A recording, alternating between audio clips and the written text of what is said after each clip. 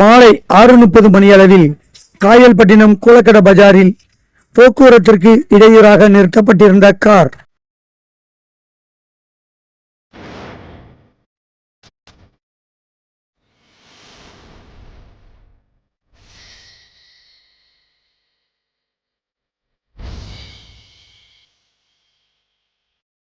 இந்த சாலையில் ஒருபுறம் அந்த காரும் மறுபுறம் வீடு கட்டுவதற்கு தேவையான கட்டுமான பொருட்கள் மணலும் இருந்ததால் போக்குவரத்திற்கு மிகவும் இடையூறாக இருந்தது.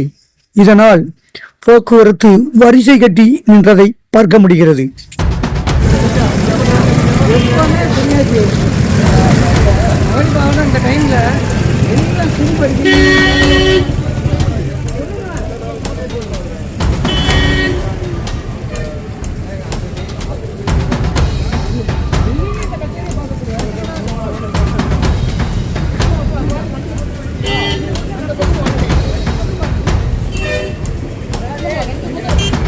போட்டும்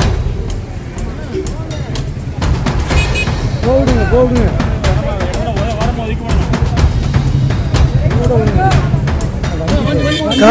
காயல்பட்டினத்தில் பேருந்து செல்வதற்காக ஒரு வழி பாதையாக இந்த பாதைகள் மாற்றப்பட்ட போதிலும் பலர் இந்த பாதையை ஆக்கிரமித்து அடிக்கடி தங்களது வாகனங்களை நிறுத்துவதால் போக்குவரத்து நெரிசல் ஏற்படுவது வாடிக்கையாகவே இருக்கின்றது.